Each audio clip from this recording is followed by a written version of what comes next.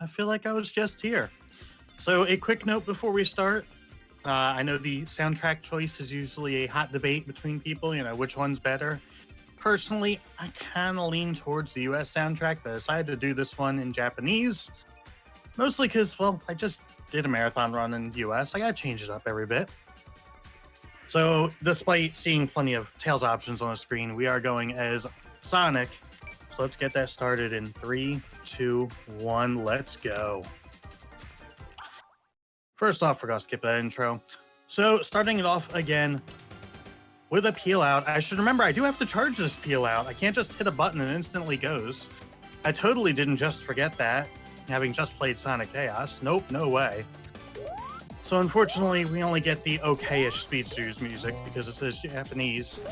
Let's try and go for a tight little jump, which I missed. Okay. So there's a neat little strat you can do in this stage. It's very difficult, unfortunately. Can I stop hitting that spring? Definitely not totally going for RTA strats there. And there's Amy. Really, Amy? Oh, boy. So one thing you may have seen up there is a broken generator. We will get more into that later on. So the main thing with this game is time travel, and it's something I will be showing off. There's 4 different time periods. You have the present, which I'll be starting in every zone 1 and 2. You have the past. You have me trying to get these jumps right because landing on there saves a lot of time. You have the good future, and you have the bad future. This stage didn't quite go perfectly, but you know what? I'll take that.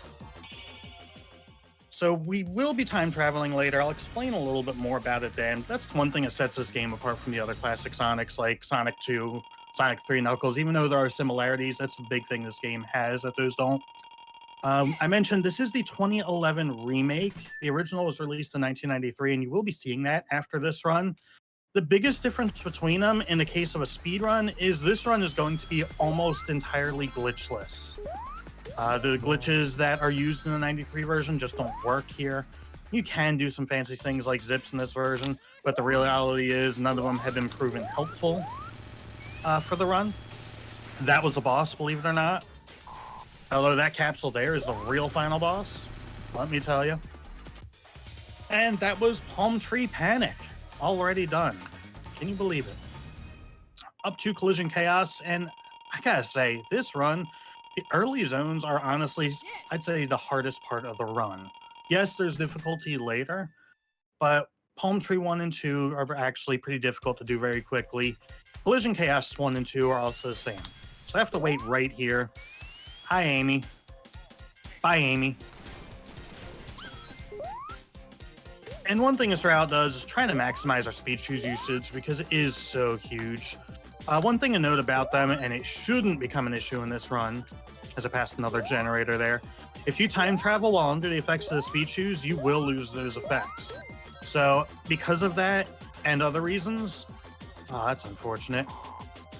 It's not the worst that could have happened in that stage, actually. So because of that, you're going to see me avoid time traveling as much as possible. There's a few stages in which it is faster time travel, because when you time travel, the layout actually changes of the stage. That can include speed shoes locations. Most importantly, involves terrain differences. And you will be seeing that later. First, I'm going to go for a very tight jump there, and never lucky. Unfortunate. So we're going to take this top path. Avoid that future sign because we do not want to time travel on this stage. Probably not the worst one to time travel in, definitely not a good one. And we do want these speed shoes, and most of these levels do not have proper ceilings on them, like this one. So we could just do this and jump over the level. Something unique about this stage, we're hitting a signpost up here. Straight down below us, there is another signpost. This stage has 2, which actually leads to an interesting thing you can do in the 93 version, and certain versions of that, where you can hit both signposts and literally skip the next stage. Which sounds good, except in that version, this is the shortest stage. It's also the shortest for me, but it's unfortunately one we have to do correctly. This is the pinball machine. We're going to see if we're a pinball wizard today. Nice. I will take that. So that stage is heavy RNG. Robotnik will be throwing his balls down at you. If you get hit by them, you're getting sent back to the bottom. You don't want that happening. You can lose so much time in there. But I'm happy to get that done. So for Title Tempest 1, so I mentioned most stages do not have a ceiling. This one does. However, we can find a way, bouncing on that enemy there, to get above it. So I'm doing a setup there. I'm going to bounce on him, and we're over the top of the stage. That is about as glitchy as this run will get right there. And now, you see that signpost there? Oh, this isn't going to work. Oh gosh, where am I going? So I didn't quite do that as planned. Let's see where I end up. Oh, okay. I can do this. Okay. Not terrible. So that is our first instance of time traveling. The reason I did that, even though it's going to be slower now, is so I can... didn't want to jump. It's basically skip a little bit of terrain, get that stage done quicker. This game is timed in game time, and the IGT, short for in-game time, does not increment when you are time traveling. So while it does lose time real time, you do technically save time for the speedrun. So we're going to do the same thing here, except hopefully do it correctly. I'll grab our first signpost right here. And I should explain how we're time traveling, even though it's kind of hard to follow, I'd say, in Title Tempest. So you see those sparkles behind me? That happens when you hit a certain amount of speed. I know, kind of awkward since I'm in water and you don't really see it there. And it takes about 4 seconds. If you maintain that speed or a set amount of speed, you will time travel like I did there. If you notice the signpost sign in the bottom left of my screen, after about 2 seconds, that will start flashing. At that point, if you lose your speed, you will lose the effects of the signpost completely and will not be able to time travel with that signpost. So don't blink right here. Hey, just destroyed a robot generator. Didn't get the crush. So those generators are how you get what's called a good future in this game, by going to the past in every Zone 1 and 2 and destroying them. It just so happens that in this stage, that is along the fastest path possible. The reason I go to the past, by the way, in this stage, is that path I took. There are so many moving obstacles or stationary obstacles that have to crumble below you that slow you down. It's about 4 seconds quicker to time travel and do the stage that way. All right. This will take a bit of focus in this stage once I get to the boss proper. So for now, I just need to hit him 4 times. I didn't quite want to hit him like that. That works. We're going to fall down this long shaft. I'm going to grab this invincibility. And we're going to fall here. I need to get one more hit. But getting that one hit is not going to be as easy as it seems. So I'm going to focus here.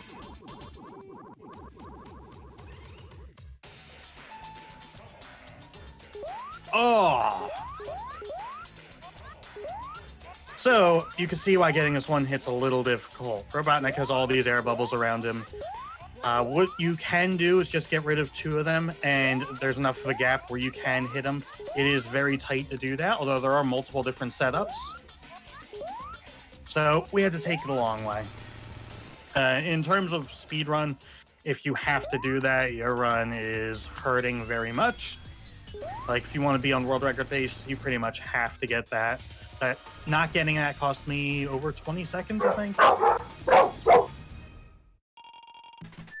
Apologies for the dogs. Was not expecting that. So I just looked at my splits. More like 25 seconds. So Quartz Quadrant. Do not want to time travel. Okay. So this stage is the calm before the storm. And that is because, Quartz Quadrant's not too crazy. Not too difficult. But the stage after this is a nightmare. Sonic, I definitely wanted you to roll there. Another thing about time travel, if you get close to the end of the stage, you just lose the effects of it. The game doesn't want you time traveling. So you can see I was set to time travel and just cancel itself out. Yeah, dog wanted to go super fast. Not much I can say about the Quartz Quadrant, honestly. You can see the moving floor feature, if you're familiar with Sonic Mania. That was taken from here, as well as some stages and some other miscellaneous things. Don't want to time travel there. Don't want to time travel there. Don't want to hit that switch there because that reverses the conveyor. Do want those speed shoes there. And we're going fast. Sonic, you were supposed to spin dash. So I'm going to do a jump here, and okay, you know what? Well, it was set, so I fell at the bottom. I wanted to stay up top. That ring right there, the big ring, you might be able to guess what that is. That is to take you to special stages in this game. They're very unique. You are chasing UFOs, and it's horrible. I don't recommend ever trying that. I can't believe people speedrun that. So on to the boss. Now, you might notice the bosses are all very different. It's not like Sonic 1, 2, 3, where you just have to get a set amount of hits on them. This one, we're not even going to really be hitting. We're just running the floor from under him. So I hope everyone's ready for some exercise. Not much more I can put about this. You do want to maintain as much speed as you can, because the faster you go, the faster you run the floor out from under him, and that's what ends this boss fight. So, calm before the storm. Coming up next is Wacky Workbench. I really wish we could just cut that out of the speedrun entirely. It's a nightmare. It's horrible. Who thought of that stage as being a good idea? You know what? I ain't even really try and practice Wacky 1. You know why? Because it doesn't matter how much practice I put in. It's just gonna do whatever it wants. Alright, I didn't peel out and bonk into that capsule, whatever you want to call it. Really easy to do that and lose all your momentum. Alright, so not much I can say other than let's hope for the best here. And I might restart the stage very quickly if I don't do what I intend on doing. Nope, we're good. For now. Do not want that future sign. Alright, part 1's done. Now is when it gets real wacky.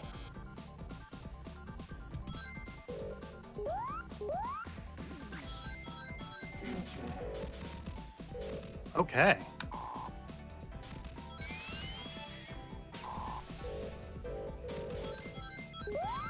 Y'all, I can't buy that in a PB run. So yeah, you can get 20s in this stage if you do everything like perfect, pray to the gods, yeah, everything. I'm thrilled with a 32 on that. That's awesome. So the big issue with that stage is you really want to stay on the bottom as much as you can, but you do have that bouncy floor that's trying to send you all the way to the top, and if you go to the top, you have to find a way to drop all the way back down.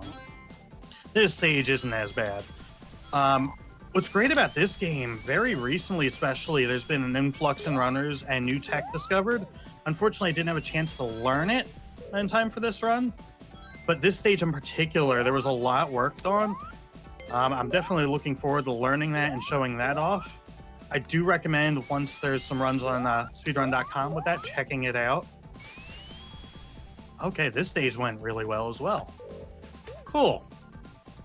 Another thing about Wacky Workbench, you can see the electricity in the background, and there are coils, I guess you could call them, that are on a cycle.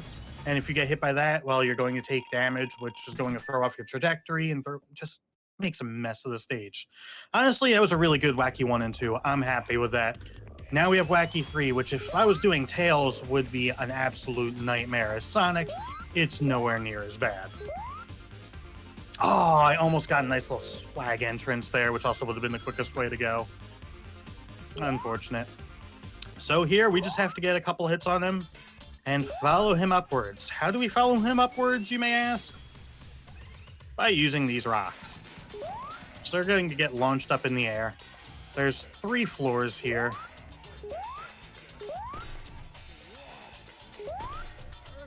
Nice little thing you can do. So we got to do that again, and then one more cycle. If you do this stage as Tails, there's some precision flying you can do to get through this much quicker. It's an absolute nightmare. I hate it. I'm kind of glad you can't do that as Sonic. These rocks try and trick you. You want to be on the one closest to Robotnik, otherwise you will get crushed. And the game keeps you on the rock, by the way. You can't walk off at this point.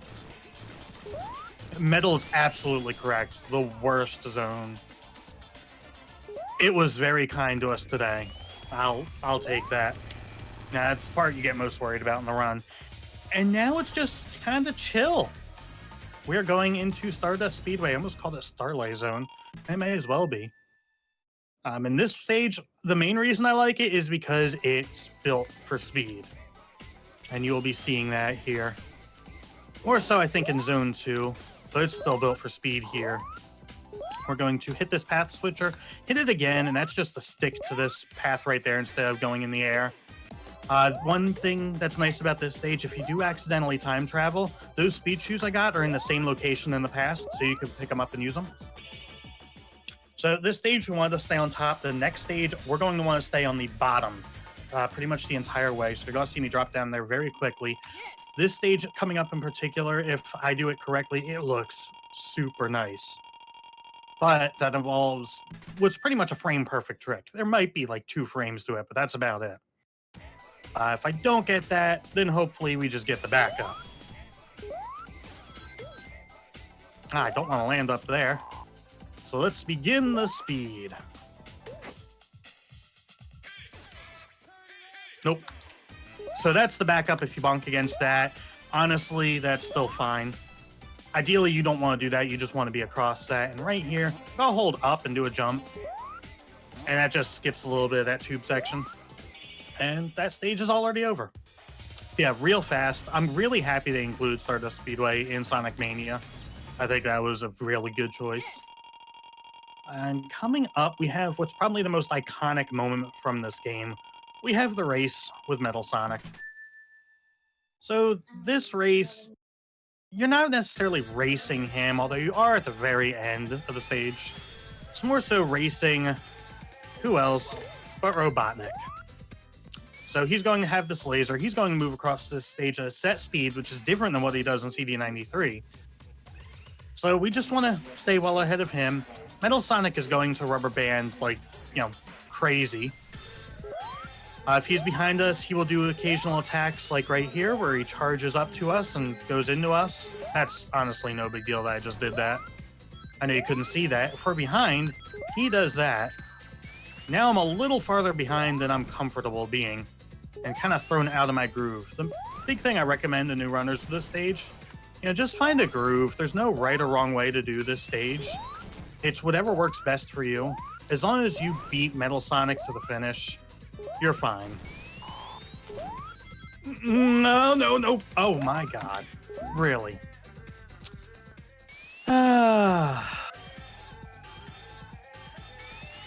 we cut that out of the stream? Is that a thing we can do?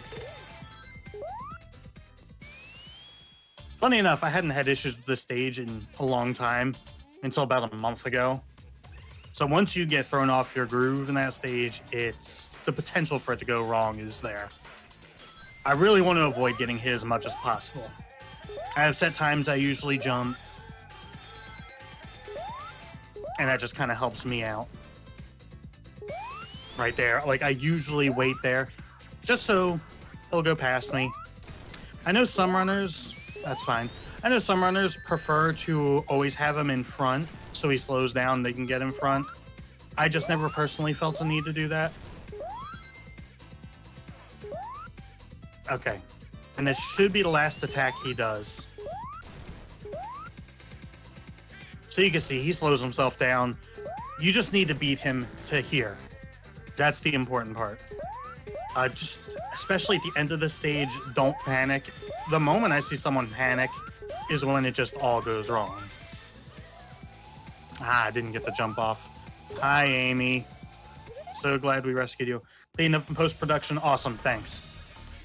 Good to know. Oh, apparently I had a gold split on Wacky too. Nice. I do have splits running, because why not? This stage... This is another one where if it's done absolutely correctly, it looks super awesome. Hopefully did not get the damage boost. Okay.